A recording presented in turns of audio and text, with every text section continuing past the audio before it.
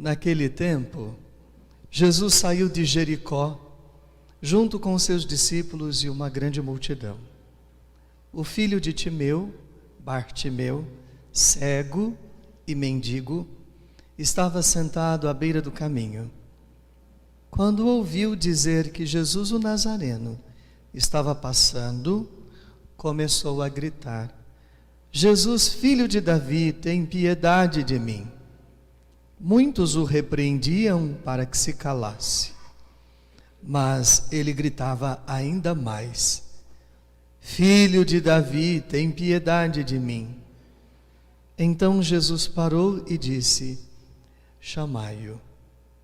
Eles o chamaram e disseram: coragem, levanta-te, Jesus te chama. O cego jogou o manto, deu um pulo e foi até Jesus. Então Jesus lhe perguntou: o que queres que eu faça?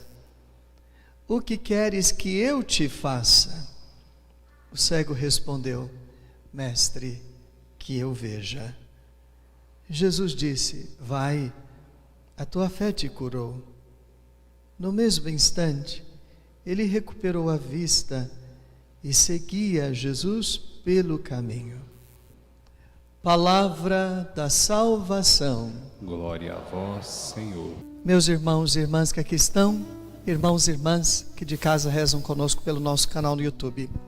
Quando eu disse no início da celebração que não acredito em acaso, coincidência, destino, sim em providência, quis o bom Deus que nós nos encontrássemos aqui.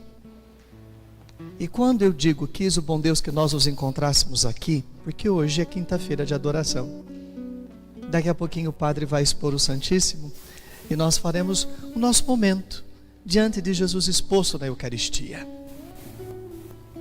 Já repararam como nós nos colocamos sempre dentro de algumas caixinhas e temos dificuldades de sair dessas caixinhas? Como nós roboticamente vamos vivendo algumas situações e alimentando algumas situações porque sempre foram assim e tem que ser sempre assim.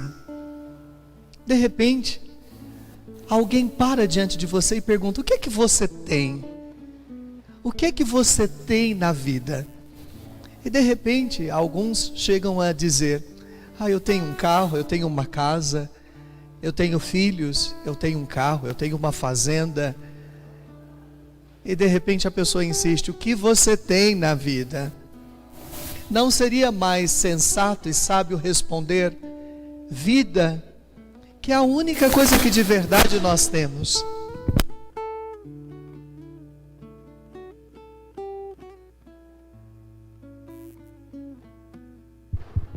Que de verdade é a única coisa que temos.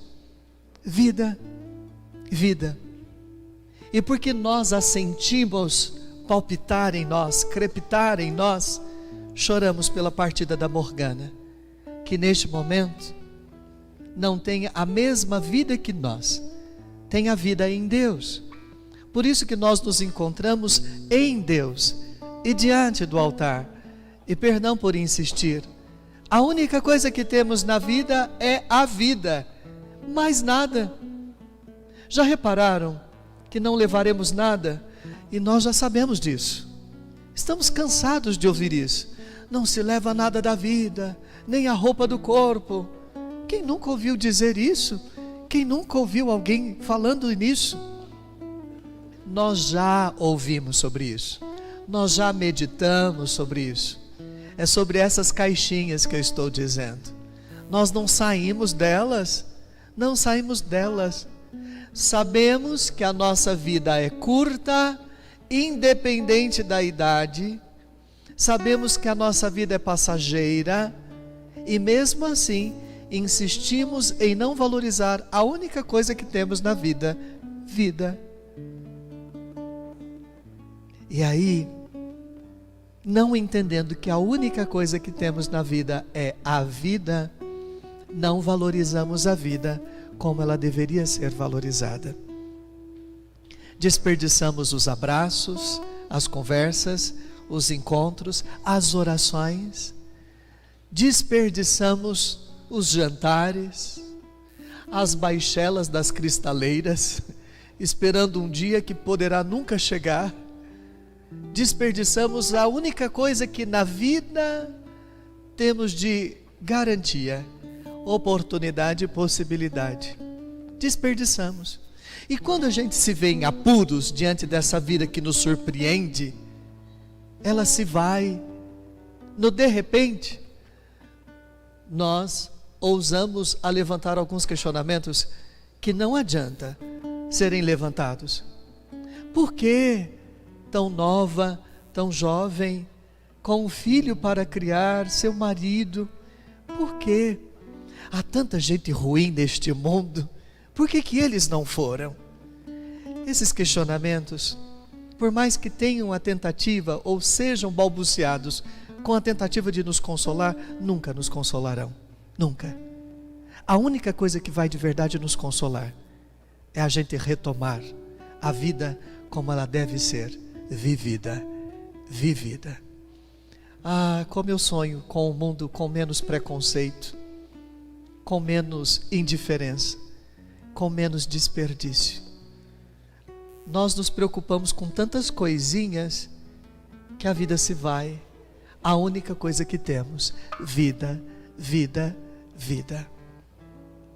Como eu sonho em ver os olhares sendo mais amorosos e misericordiosos e não julgatórios e condenatórios.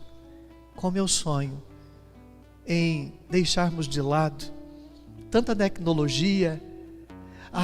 E quando eu digo isso, eu não estou dizendo a tecnologia pela tecnologia, estou dizendo dos exageros em torno dela. Ela é bem-vinda.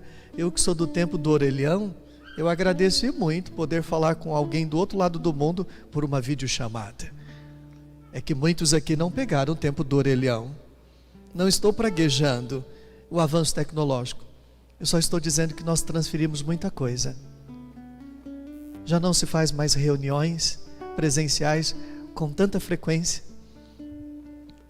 Nós não provocamos tantos encontros mais. Eu sinto saudade de brincar de queimada, de bete, de rolemã, de pique-pega, de esconde-esconde, de simplesmente a gente inventar motivos para a gente estar junto. Vida é a única coisa que nós temos. E a vida é assim. Ela passa, não importa a idade. E somos tão dentro da caixinha que ousamos dizer: alguém viveu pouco, alguém viveu muito. Na verdade, alguém apenas vive. Nós é que somos doidos em controlar o tempo, em medir o tempo. E quando se vive, não se mede tempo. Vive, não desperdiça oportunidades e possibilidades. 1º de junho. Como você vai começar o seu mês? 1º de junho, um novo começo. Gosto muito de dizer que o dia de hoje é como domingo. É o 1º dia do mês. Meu avô de saudosa memória gostava muito de dizer: o jeito que nós começamos a semana indica como é que vamos vivê-la e como ela vai terminar. Eu vou aplicar no mês. O jeito que nós começamos o mês, com quem começamos o mês, com os gestos que começamos o mês, vai determinando como vamos viver tal mês e como ele será encerrado. Para mim, hoje é como um domingo. Estamos começando um novo começo. E quis o bom Deus que você viesse até aqui para começar o mês de junho com Ele. Com Ele. E como eu gosto dos bilhetinhos de amor que Deus tem enviado a nós, mas nós não paramos para ouvir, nós nunca temos tempo. É tanta correria que Ele não é nossa prioridade. É tanta agitação que nós não o fazemos nossa prioridade. Vocês repararam que Jesus está indo de Jericó para Jerusalém. E os que são bons em Bíblia vão se lembrar que Jesus está indo para a morte. É o caminho da cruz. Eu vou chamar essa viagem de caminho da cruz. E Jesus dizendo: vem, eu vou te encarar. Eu não vou deixar de viver simplesmente porque você, morte, está chegando. Não vou. Há quase 7 meses, e semana que vem é aniversário de morte do meu pai. Quando meu pai me chamou no Hospital Ilhangote, de madrugada, porque queria se confessar, e não sei se sabem, pela lei canônica, o padre não pode atender a confissão de seu pai e de sua mãe, e de nenhum parente, tampouco dos funcionários paroquiais. Eu sei que não é o momento, mas eu me lembro uma vez que o secretário estava roubando a igreja e pediu para se confessar com o padre. Amarrou o padre. Então, por isso não pode. E quando eu cheguei no hospital, eu disse: pai, eu não posso atender sua confissão. Filho, eu preciso do seu perdão. Filho, eu preciso do seu sacerdócio. Ali eu entendi que meu pai queria curtir aquele momento. Vida, oportunidade, possibilidade, vida. Eu preciso de você como filho, e eu preciso de você como sacerdote. Eu preciso do seu perdão como filho, mas eu também preciso do seu perdão como padre. E não o neguei. Depois que terminou a confissão, eu tive a coragem de olhar para ele e dizer: o senhor tem medo da morte? Ele disse: não, eu tenho medo de não estar vivendo. Por isso ele conduziu todo o seu tratamento, que jeito que ele queria, que jeito que ele não queria, com metástase no pulmão, no rim, na coluna, viveu. E com ele eu reaprendi, e preciso reaprender mais um pouco, a viver mais. Porque é horrível quando nós olhamos para trás e percebemos que nós não vivemos. Foi isso que Jesus fez.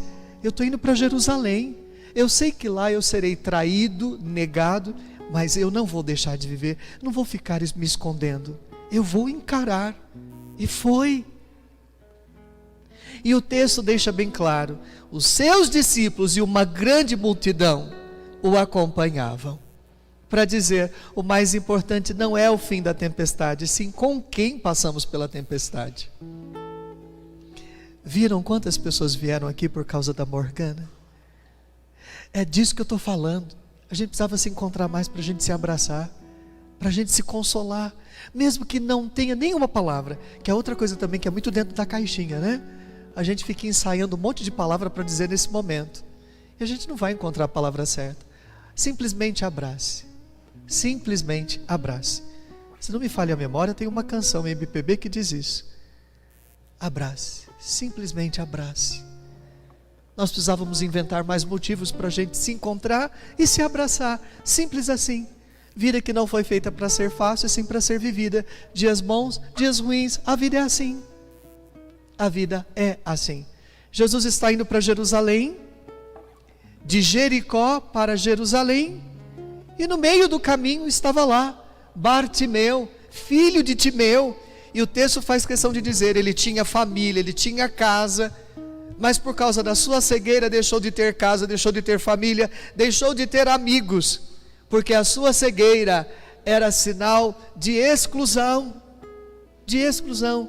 Ele deixou de ser gente, deixou de ser amado, deixou de ser querido, ficou excluído e jogado à beira de um caminho. E Jesus estava passando por ali. Ele soube que Jesus estava passando por ali e começa a gritar por ele. Por que será que Bartimeu começa a gritar por Jesus? Ao ponto de dizer: Jesus, filho de Davi. É uma expressão antiga para dizer: filho de Deus, eu te reconheço como filho de Deus. Tem piedade de mim. Alguém contou para ele sobre Jesus, sobre os seus milagres, sobre sua presença, sobre o seu carinho, sobre o seu amor. Isso é catequese, isso é parada obrigatória, isso é meditação, isso é adoração. Se nós não paramos, como é que vamos ouvir falar sobre Jesus? Como é que vamos sentir Jesus na vida? Como é que vamos recolocar luz num mundo que tende a ser mais sombrio que luminoso?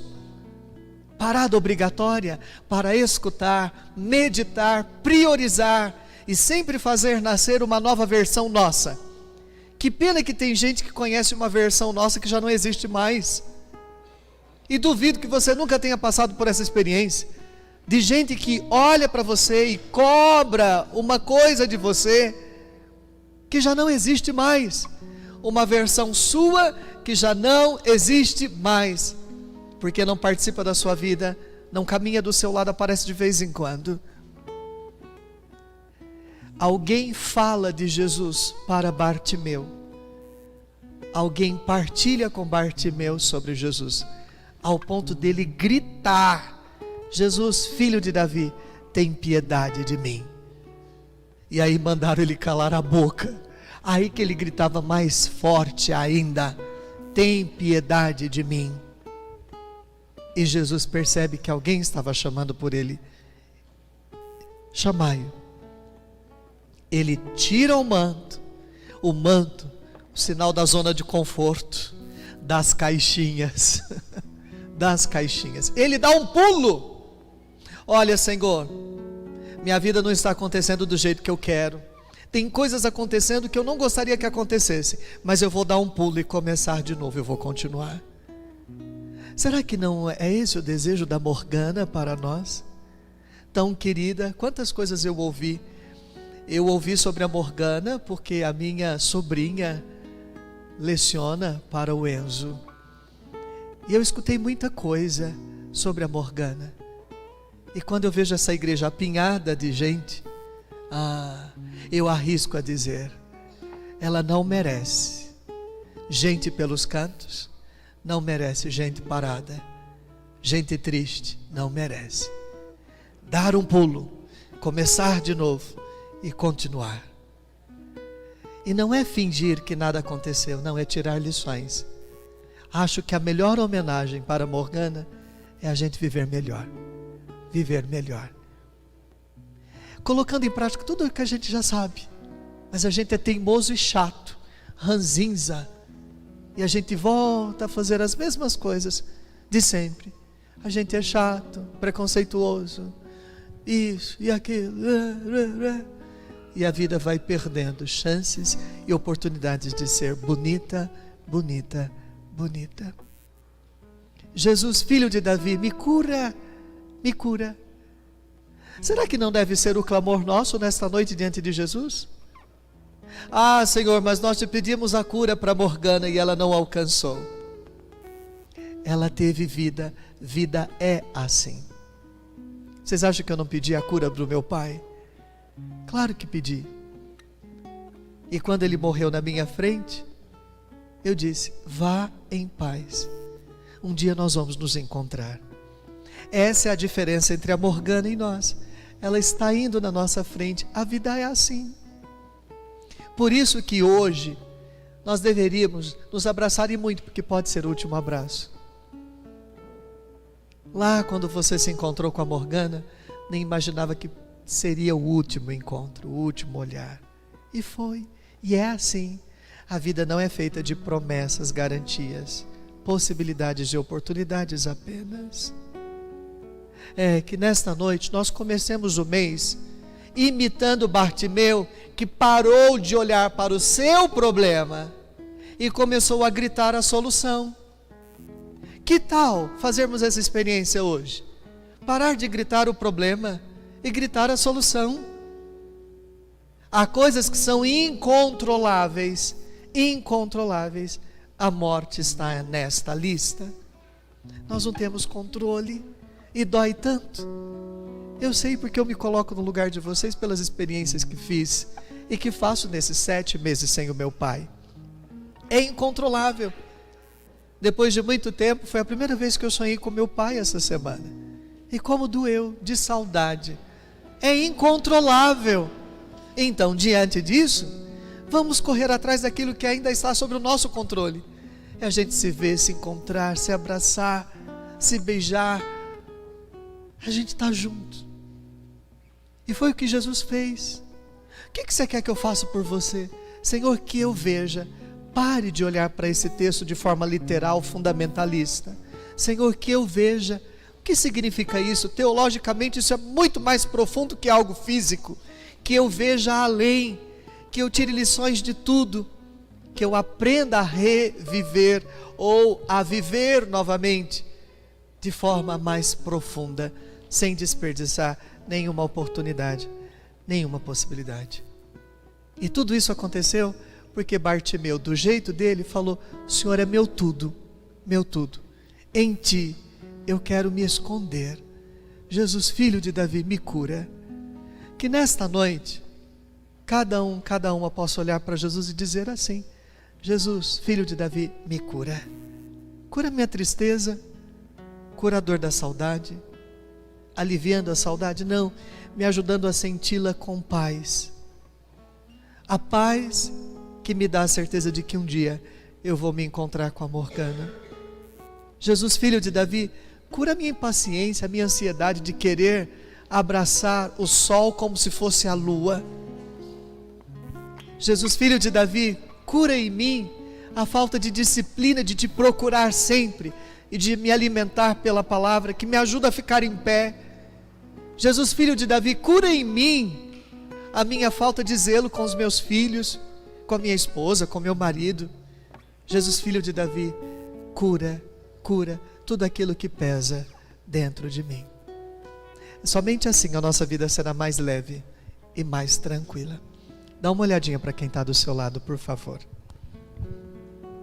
Mas olha de verdade, dos pés à cabeça, com amor, com carinho.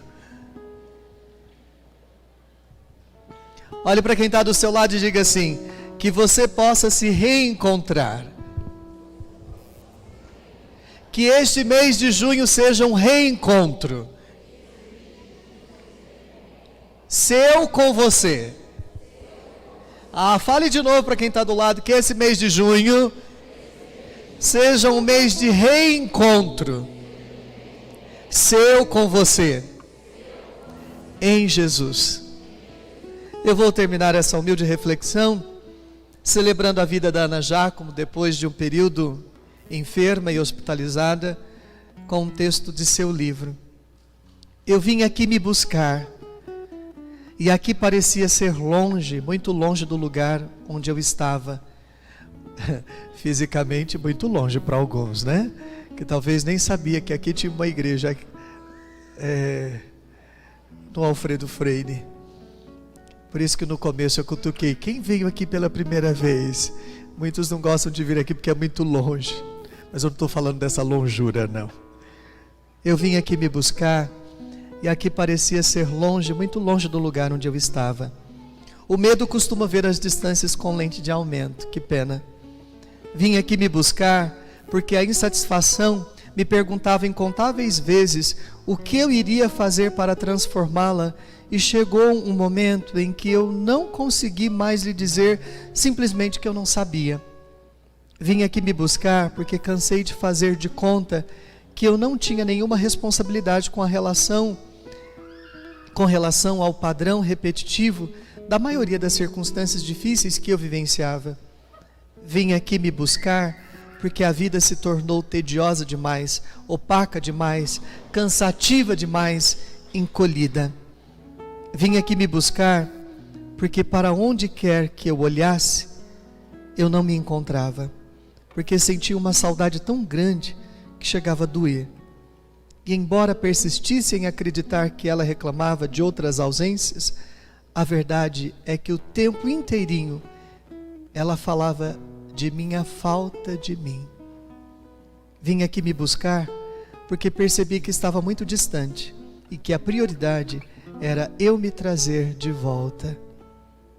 Isso se quisesse experimentar contentamento, se quisesse criar espaço depois de tanto aperto, se quisesse sentir o conforto bom da leveza depois de tanto peso suportado, se quisesse crescer no amor. Vim aqui me buscar com medo e com coragem, com toda a entrega que me era possível, com a humildade de quem descobre se conhecer menos do que supunha e com um claro propósito de se conhecer mais. Vim aqui me buscar para varrer entulhos, passar a limpo alguns rascunhos, resgatar o vício do olhar, trocar de bem com a vida, rir com Deus outra vez. Vim aqui me buscar para não me contentar com a mesmice, para dizer minhas flores, para não me surpreender ao me flagrar feliz. para ser parecido comigo, para me sentir em casa de novo. Vim aqui me buscar, aqui no meu coração. Bruno, Enzo, Ana Margarete, Sr. Agapto, João, um pedido. E um pedido de uma pessoa, e não é por baixa autoestima, não. Mas a pessoa menos importante agora. Não ousem, não sejam tentados a dizer que Deus levou, Deus tirou a Morgana de nós. Eu gosto muito de insistir com o dado da fé. Ele chama porque morremos. Não é diferente, não é antes. Ai, morreu porque Deus quis, Deus chamou. Não, porque morremos, Ele chama. É diferente. Assim que morremos, Ele nos chama para vivermos na luz com Ele. Não sejam tentados a sentimentos negativos. Plantem gratidão. Gratidão pela filha que ela foi, a irmã que ela foi, a esposa que ela foi, a mãe que ela foi. Gratidão. Gratidão escancara o coração. Gratidão. Nesta noite nós nos reunimos aqui e diante de Jesus nós vamos dizer obrigado pelo tempo que ela ficou conosco e o que ela significou para cada um de nós. Um bom mês de junho para todos, de reencontros, de começar de novo. Tenha coragem de hoje, antes de você ir dormir, pegue um papel e uma caneta, faça uma lista das coisas que você deveria fazer e não está fazendo, das coisas que você deveria sentir e não está sentindo porque você não se dá essa oportunidade. Pegue uma folha e uma caneta e tenha coragem de escrever, da oportunidade, da chance de ser como Bartimeu, de gritar: Jesus, filho de Davi, caminhe comigo, seja minha luz, seja o meu tudo.